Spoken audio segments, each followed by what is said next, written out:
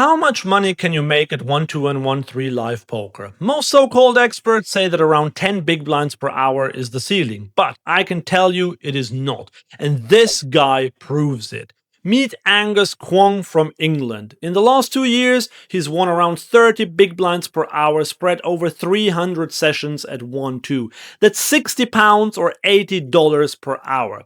So today I'm going to show you how such a crusher thinks about the game, what he does to achieve such a win rate, and what you can learn from him to improve your results at live low stakes poker. And you'll see how Angus played an interesting hand that you would probably play very differently. But first of all, could all these be variants and Angus is actually not that great? Well, 300 sessions of roughly 5 hours per session means over 1500 hours played. I ran the math to see how likely it is that such a player is actually break even or only a small winner.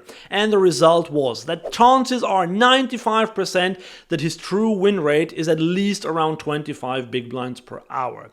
When you play in deep stack games like Angus, such a win rate is definitely possible for the best crushers. So I wanted to know from Angus what actually separates winning live players from everyone else. I think what separates most winning live players and maybe me is that I can identify like different player types really quick. Like most players, they play very passive and they play very loose. So they pretty much show their aggression in all the pots and they telegraph their hand strength like quite a lot. And also they're very underbluffed in a lot of spots. So we can just attack to their weak spot in here. So we can just exploit them by that. As I often say, you have to profile your opponents and figure out what tendencies and weaknesses they have. But how does Angus do that? So the very first thing I think I figure out is what are their leaks. Some of the players, they're too passive or they're too tight. Like if I find that out, I would try to like analyze what are their ranges and how can I bluff them. As they're too tight, I'm just gonna play like a way wider range. And if they're overcalling and if they're undercalling, like if this is their league, I'm just gonna play like way tighter. Okay, bluffing, that's an interesting one. Isn't the common belief that you can't really bluff low stakes players because they just don't fold enough? No, I don't think we shouldn't bluff players in low stakes. What I'm trying to do here is just to bluff people that can actually fold hands, like maybe some trying racks that they can fold, and maybe people who understand the game mechanics that they will know in certain spots that they have to fold, or else they're just gonna play for a losing play. So I'm only bluffing in spots that I think it's possible to bluff. Right, so experienced players like Angus are usually very good at this. But if someone is newer to live poker and doesn't have a lot of experience, how can these players identify these spots or these players that are bluffable? How you identify them is to just simply just sit on the table and then you just play hands with them and see. Ideally you want to see like hands in showdown and see what hands do they play with. Like do they free bet these hands, do they open these hands, or do they play hands that they shouldn't play in certain positions. I think one thing you have to do is quickly identify what hands or what type of players they are, and then so that you can carry on like bluffs or values in a way that makes you a winning player. So what mental checklist does Angus have before making a big decision in a hand? One thing I really go to is the same thing. Like mentally, I'm just gonna keep on telling me that this is just another pot. Although it might be a little bit bigger, but in the end of the game, it's just still one hand. And another thing is you still have to analyze your opponent's range. What are they doing in different spots? Why are they doing this? And just be calm, be patient. Don't be playing like scare money. Like it's a big pot. You don't want to risk a lot more to maybe like you think you will lose the hand and then you don't want to put more money. I'd say just remain calm and make every decision like the same as how you did. Okay, a lot of players talk about exploitative poker, and this is basically the way how good players make money by exploiting their opponents, obviously. But what does that actually look like in practice for someone like Angus? Exploitative poker pretty much looks like population exploit to me. So how we do like population exploit is if the population is too passive and they're only telegraphing hand string by like a wet ball, they're gonna check raise all of their hands, and this is where you can do population exploit. They are calling way too wide on the flop and on turn. They just really want to see a river. We will just charge them a lot to the river, and whenever they like telegraph the hand string, like they check raise in a lot of like wet boards because they don't want to see a very scary river. So at this point you just know they have something really strong and you will not want to continue with them, because check raising on the turn to the population is pretty much never a bluff. Capping opponents' ranges is indeed a great way to exploit them, but it's easy to say for a crusher like Angus. But how do more normal players identify those opportunities? What I do there is just try to cap their range into a very weak range, and then so that when they get to the river, they can hardly call my river bet. So as I say previously, if you see your opponent check raising the turn, that means that they're usually like very strong, and they are very uncapped, let's say. So they're hardly going to fold to our river bet.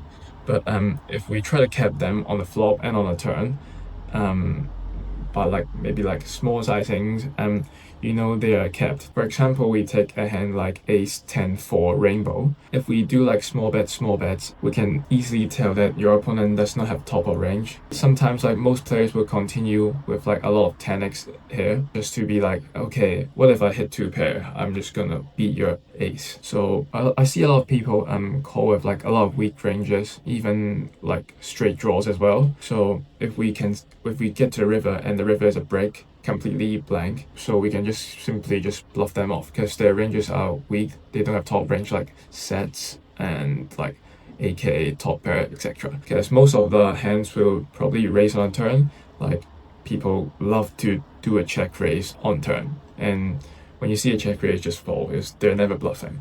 But whenever they just flat your call, just call on the flop, call on the turn, they're usually very capped and very weak. But now let's talk about everybody's favorite topic, live tells. Is that something a true crusher pays attention to? One of the live tells I see a lot of players, maybe like when I bet the flop and then bet the turn, they hesitate a lot on the turn, like timing tells. When they have like a very weak range, they doesn't really know what to do. Like to them, maybe a very marginal hand, they tend to like tank and spend a lot of time to think about what they should do in the hand. So you know they're very weak, or say you know they definitely don't have top range. So this is like a timing tell to tell that they're weak. One big difference between a crusher and everyone else is the level of planning in a hand. Angus is very big on planning. You cannot just focus on like one street. Like say if you're playing the flop, you're just thinking on the flop and ignoring the turn in the river, because turn in river is also very important. Like one example is you really want to know the SPR, the stack pot ratio, while you're playing. For example, if you flop the set here, it is a hand that you want to put all the money in, right? So you don't want to just ignore the pot. Maybe the pot is like 90. You just don't want to do like someone just bet like 30 and you just call, because at this point you want to build up the pot and to put all the money in, right? You want to know how deep your opponent is and how deep you are and what is the pot, so that you can know what to do in the flop on the turn to size up, because SPR is very important. Angus went on to show me a hand that he played where you can see exactly how differently he thinks than most other players. It was a 1-2 game in London where it folded to him in the small blind, and he raised 7-6 suited to 10. The big blind 3-bet to 30, and then Angus 4-bet to 85. They were £550 deep. On a flop of Queen 7-4 Rainbow, Angus c-bet 75 into the pot of 170 and got called. On a King River, Angus went all in for around 400 and Villain folded. Already pre-flop, most players would play such a hand differently. They would either fold or call, and both of those options would not be wrong. So why did Angus 4-bet? The reason I do a 4-bet is because, well, first, I'm out of position, so I don't really want to play out of position. If I can 4-bet and take the pot down, I'll be happy to do it. Second is who I'm playing. So I'm not playing a fish, I'm playing a Triangle Reg. The Triangle Reg has a lot of 3-bet bluffs in there, and if I 4-bet this hand, they will fold enough hands that is better than my hand. They're folding Ace Jack, Ace 10, a lot of hands that that's a 3-bet there. I can make those hands fold.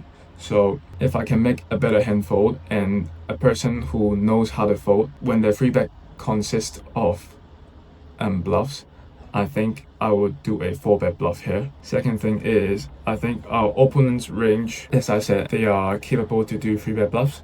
Therefore, I will do like 4-bet bluffs to counter it. Just to say a disclaimer at this point, this really only worked because Angus did it against an opponent who was a thinking opponent who is capable of 3-bet bluffing. So do not attempt to 4-bet with 7 high against a player who hasn't 3-bet since 1988. Back to that hand though. So on the flop, and especially the turn, many players would just shut down because they got called. Why did Angus keep applying pressure and even move all in with 7 high? So when I 4-bet there, and our opponent is a Triangle Reg, and then he just flats the 4-bet, which tells me that he doesn't have aces, he doesn't have kings, he doesn't have AK. Because most Triangle Regs there, they will just 5-bet and rip it in with kings, AK, like these type of hands. So, and we can exclude these hands. What does his range consist of? I thought about that, and most hands, they will either like 5-bet and rip it in like AK, aces, kings. So the top of range hands doesn't really consist of some AK. Top of range, I think my opponent's top of range is some ace queen suited, some rare king queen, but most king queen should fold. So if I move all in here, I think I can make an ace queen fold, and I can make like hands like pocket jacks, pocket tens, that they will fold as well. So how can you become a crusher like Angus yourself? You need to start with mastering the fundamentals, including having a perfect pre-flop strategy. You can get my custom pre-flop ranges specifically designed for live low-stakes poker for free. Just click the link below or scan this QR code. And the second thing you need is develop a repeatable, exploitative strategy that you can use in any game. I happen to teach exactly such a step-by-step strategy, so watch this video next.